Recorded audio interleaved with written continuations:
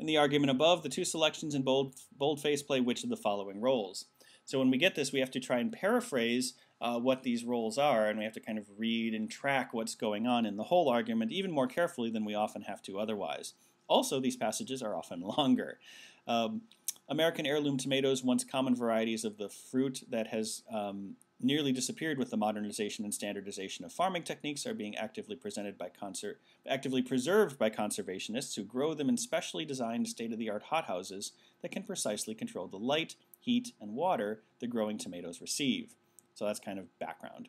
Horticulturalists have shown that stem growth of the American heirloom tomato plants is robust in a variety of outdoor climate settings throughout the country. Okay, so now we're getting into the actual kind of argument. Heirloom tomato plants stem growth is fine, not in these hothouses. They're fine if you grow them outside. So if, as some heirloom farmers believe, stem growth is the part of the heirloom tomato growing process that is most sensitive to the climate in which the plant grows, then by growing these tomatoes in regular fields rather than in fancy hothouses, farms wishing to grow heirloom tomatoes could save a lot of money without reducing the quality of their produce. Okay, so if they believe it's the most sensitive part, that's what the first one is. So it's the first part of kind of a premise that some farmers believe.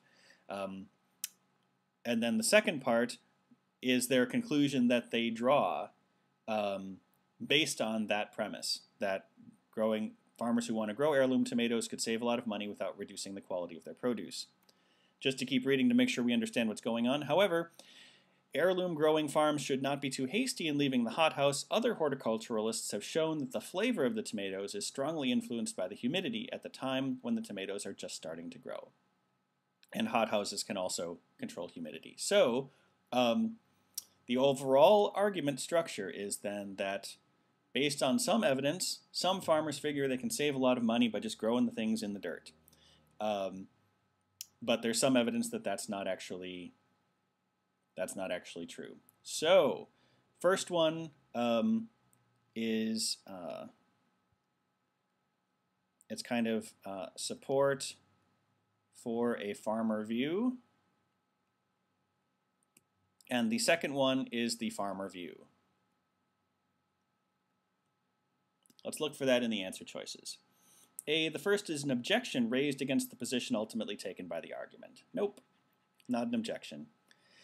B, the first is the position that the argument ultimately takes. No, remember the argument, the whole thing, the whole passage is actually saying that this might be kind of a hasty or undesirable approach. So it's not a position that the argument ultimately takes.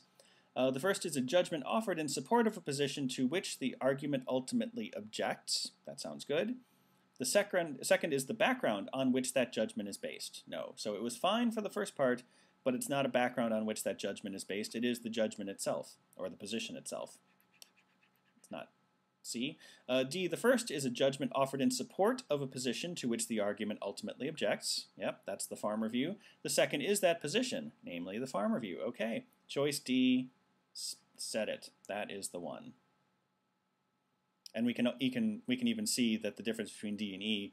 E claims that the first one is support of a position that the argument ultimately takes when it's one that it rejects. So D it is.